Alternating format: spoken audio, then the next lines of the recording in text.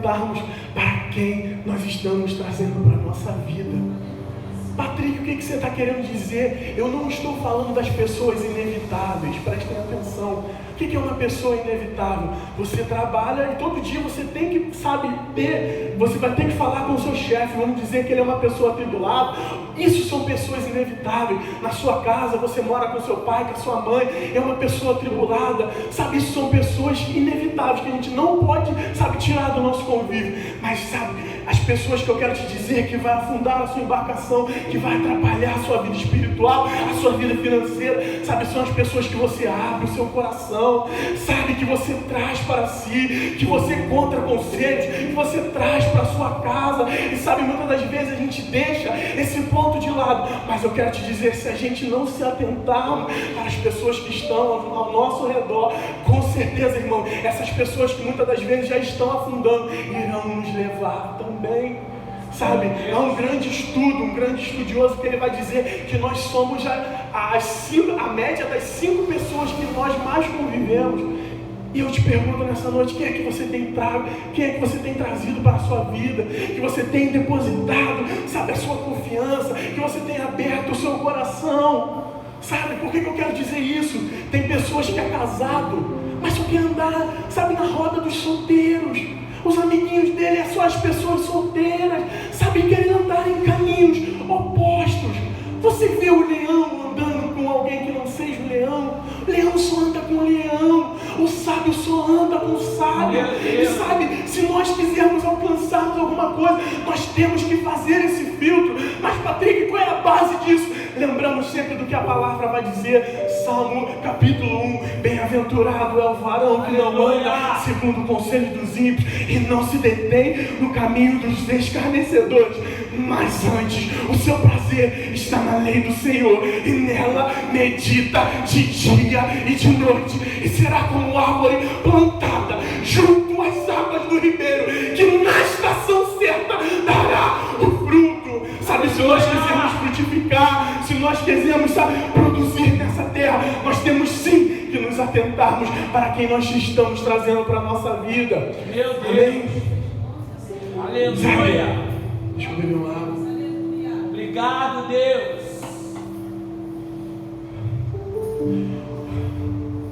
Mas irmãos, algo que tiramos da história de Jonas é que nunca é tarde para tomar a escolha certa. Eu sei que eu já compartilhei aqui com os irmãos outrora, mas eu quero te dizer, eu tinha um amigo que trabalhou comigo e ele traficava. E num desses plantões que ele estava tirando, estava ele e um outro companheiro dele.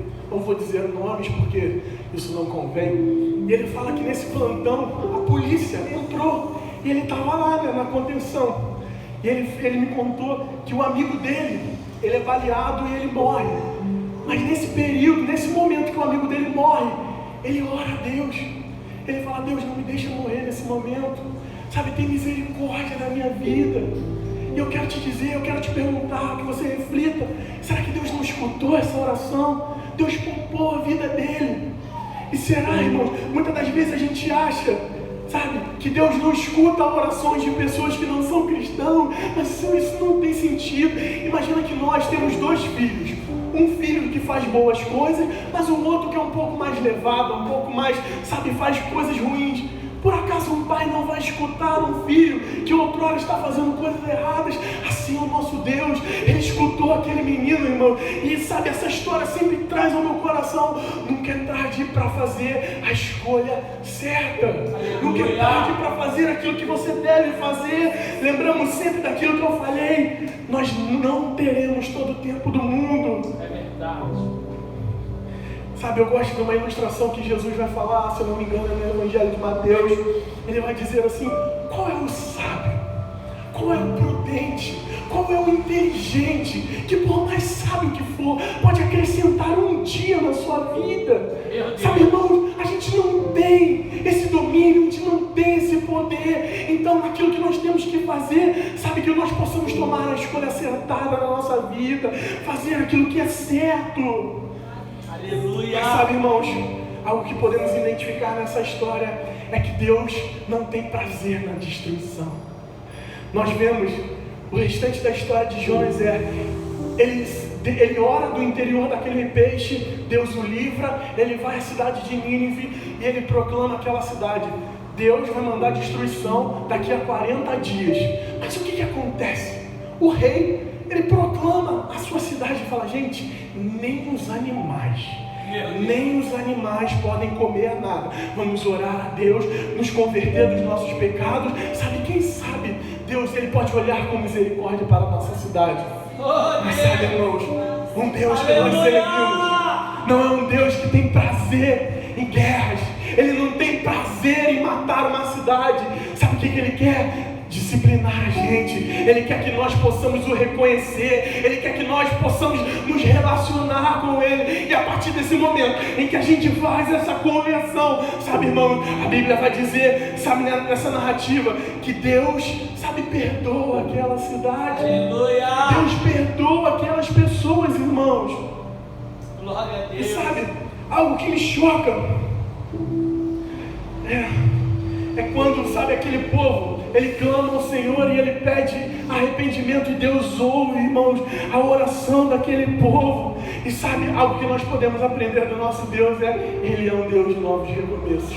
Aleluia! Graças a Deus por isso. Imagina se Deus não fosse o Deus de recomeço. Eu não poderia estar aqui, você não poderia estar aqui. Acho difícil achar um Israelzinho que poderia estar aqui. Mas graças a Deus que o nosso Deus, Ele é um Deus de recomeços. Glória a Deus, aleluia. Mas sabe, irmãos, algo negativo que me chama a atenção na vida de Jonas, que eu sei que isso aqui não tem aqui na Adsa, é que Jonas, ao meu entender, ele estava com, sabe, o crentalhão, sabe, o crente superior. Você já viu aquele crente que ele vai falar com você e ele olha assim de cima para baixo, como se ele fosse a quarta pessoa da Trindade, como se ele fosse a última Coca-Cola do deserto, e quando tu vai falar com ele, só falta ele estender a mão e falar aqui, ó, beija a minha mão aqui, ó, seu impuro. Mas sabe, irmãos, algo que me chama a atenção na vida de Jonas, irmãos, é que, sabe, Jonas, ele olha para aquela cidade e ele fica com raiva. Ele ora ao Senhor e ele fala, Deus, por isso que eu não queria vir aqui, porque eu sabia que se eu viesse aqui, o Senhor perdoaria essa cidade. Irmãos, nós estamos falando de um profeta, alguém que conhece a palavra. Como que pode alguém que conhece a palavra, que tem domínio sobre as Sagradas Escrituras, irmão, não querer que uma cidade, não querer que uma pessoa tenha esse encontro com o amor que veio ao nosso encontro? Meu Deus. Sabe como que pode isso acontecer? E eu quero dizer, irmãos, sabe o que nós merecíamos? Era o inferno. Todos nós, desde o pastor Jonatas que está ali na porta, todos nós merecíamos o inferno. Mas sabe, Deus, pela sua infinita misericórdia, Ele manda o seu único filho para pagar a conta por nós. E é isso que nós temos sempre que lembrar. Era isso que nós merecíamos. Mas o Senhor, Ele colocou a sua mão de misericórdia em nossas vidas. Aleluia! E sabe, irmãos, tem pessoas que a sua maior liberdade tem sido a sua maior prisão. Meu Deus. Sabe, tem pessoas que ela é tão livre para tomar as suas escolhas, que essa escolha, ela tem aprisionado pessoas. Um versículo que meu pai sempre falava comigo, era um verso que falava assim, tudo aquilo que por Ele, sabe, nós nos deixamos dominar, dele nós nos tornamos escravos. Sabe, existem pessoas que tem sido vencido por diversas áreas, e eu não sei quem é que está precisando dessa palavra, se é um de nós, se é um que está ao alcance da nossa voz no celular, mas sabe, irmão, tem pessoas que têm sido vencidas por coisas, que sabe, ela sabe que tem sido vencida, mas ela não tem coragem de falar para o Senhor, Senhor, toma o controle, entra na frente, entra nessa área, faz aquilo que lhe apraz, com a minha força eu não consigo mais, mas eu entrego o controle da minha vida em suas mãos. Meu Deus! Mas sabe, irmãos, algo que me choca na história de Jonas, eu estava lendo isso, relendo, eu falei, gente, não é possível.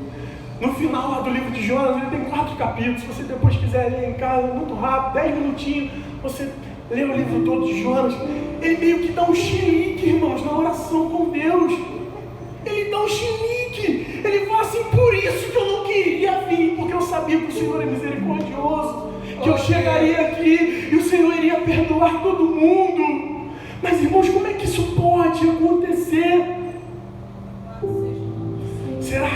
E isso foi a minha esposa, acho que foi semana passada, ela me compartilhou uma imagem que eu não sei quem tinha posto na internet. E a pergunta era o seguinte: Deus, Ele só é Deus quando Ele faz a nossa vontade? Meu Deus. Ou será que aquilo que nós lemos aqui em Provérbios 9, verso 1, sabe que o homem faz plano, mas a resposta certa vem do Senhor, ela é verdade. Mas será que ela só é verdade na nossa vida quando Deus faz aquilo que nós queremos? Mas sabe, irmãos, o reino de Deus não é dessa forma. O reino de Deus é nós entendermos que até quando as coisas na nossa vista parecer que, sabe, está tudo perdido, o controle ainda está nas mãos de Deus. Ele não perdeu o controle, irmãos. Sabe? E esse texto ele estava atrelado à política, estava atrelado ao resultado que tivemos nas urnas. E sabe, nós lemos aqui Provérbios, eu quero reler de novo, não preciso dos irmãos para a gente ganhar tempo. Provérbios 16, verso 4. O Senhor faz tudo com um propósito, até mesmo o perverso para o dia da calamidade. Meu Deus. Sabe, irmãos, Deus ele tem o controle de tudo. A palavra do Senhor vai dizer que não cai um pardal do céu se não for da vontade de Deus. Sabe, tem pessoas que ela tem perdido a sua paz. Sabe que a pessoa está ficando, sabe, irmão, perturbada por causa desse resultado das eleições. Mas as pessoas acham, irmão, que teve o resultado da eleição e Deus e Jesus ficou chocado lá no céu.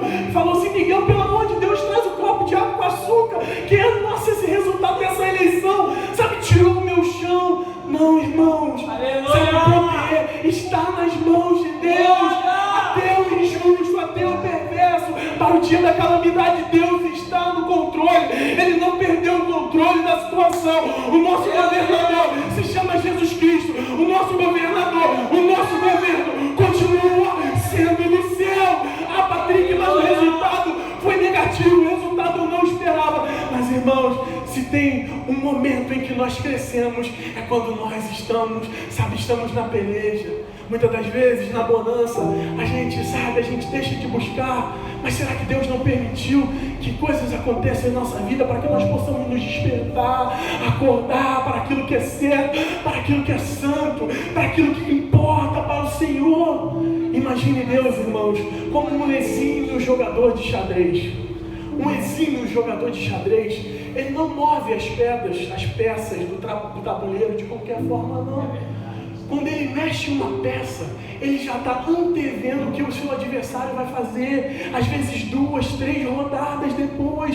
Então o Senhor, irmãos, ele trabalha da mesma maneira. O inimigo acha que vai mexer uma peça, que vai mudar a circunstância. Deus, ele move outra e ele diz: eu estou no controle de tudo, nada saiu do meu controle. Eu creio. Irmãos, essa palavra traga sua confiança para o Senhor. Não perca as suas esperanças, não perca a sua paz. O reino dos céus ainda está de pé. Deus não perdeu o controle da situação. Amém, irmãos?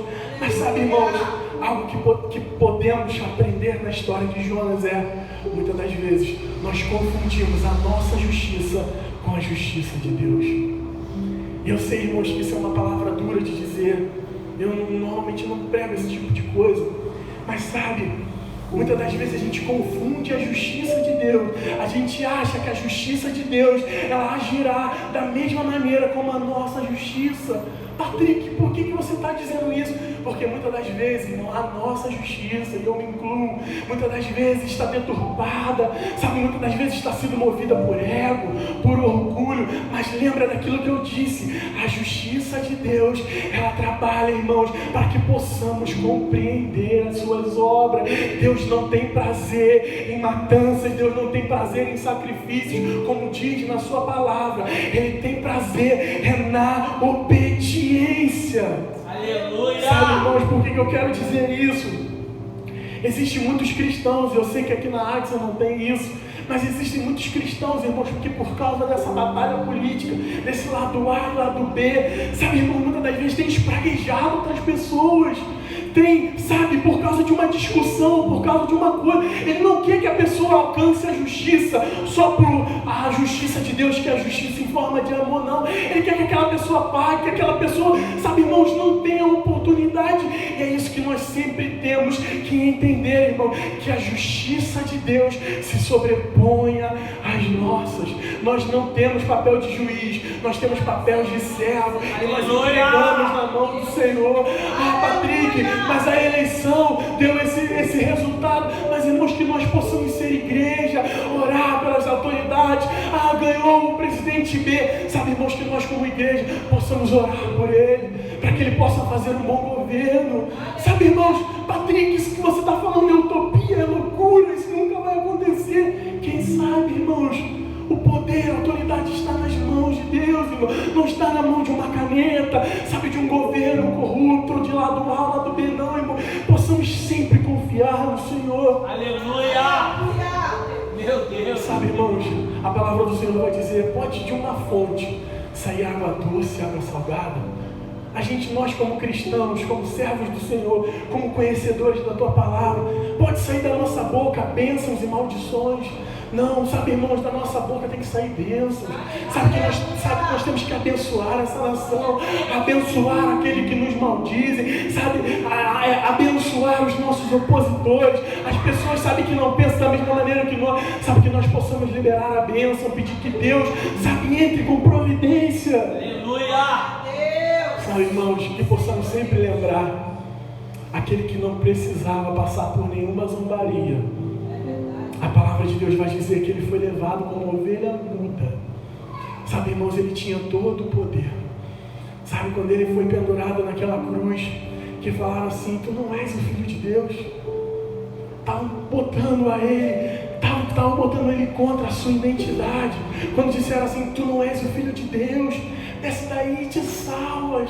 Quando ele estava sendo lá no caminho, sabe, quando ele estava sendo chicoteado, quando ele estava sendo cuspido, ele tinha toda a autoridade, irmão, para não aceitar aquela zombaria, mas ele se fez servo, irmão, com todo o poder de Deus, ele se fez servo para pagar pelo preço que nós deveríamos pagar. E muitas das vezes nós, como cristãos, a primeira zombaria, a primeira chacota que o irmão A, o irmão B, a gente já corta relacionamento, a gente exclui do Facebook, a gente não quer mais saber dessas pessoas. Mas eu pergunto para a igreja, eu pergunto para mim, será que Deus faria isso, irmão? Será que Deus excluiria pessoas? Ou será que Deus nos colocou nessa terra para sermos luz, para sermos, sabe, atalaia, para nós trazermos a palavra ao coração das pessoas, irmão? Essa é a verdade que nós temos que acreditar a cada dia. Glória a Deus! Sabe por quê, irmãos? Eu vou terminar.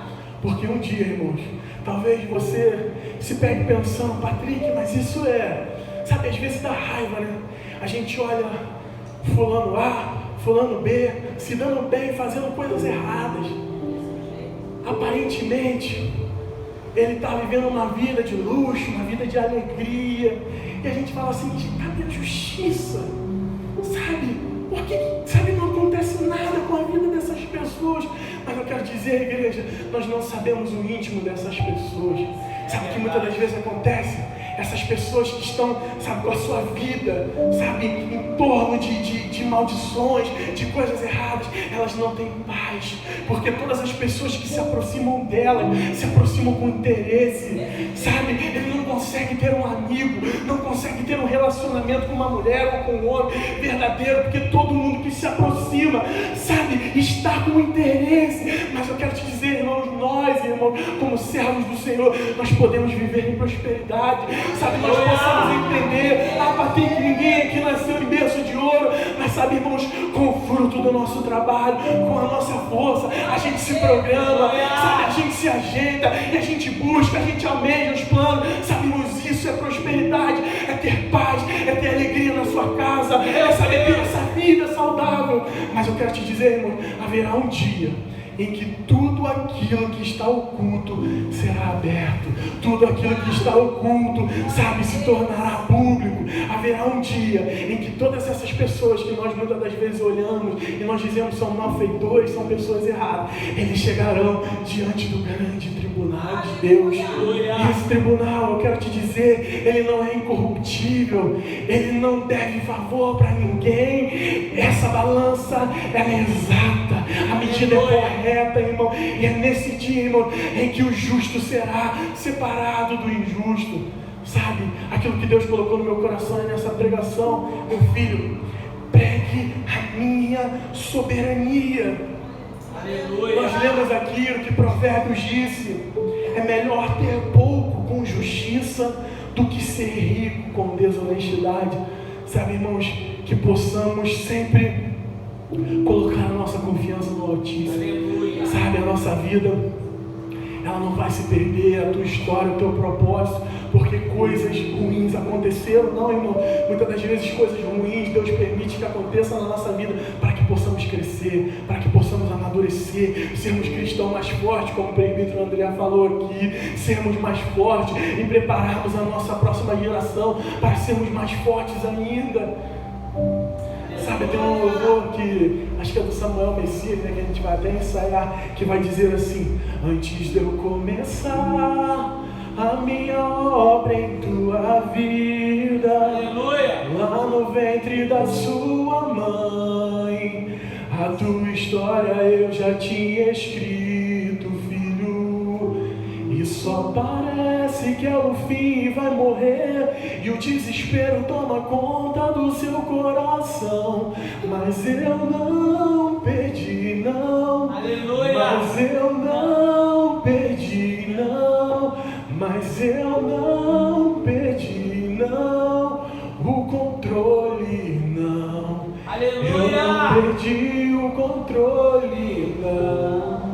Eu não perdi o controle.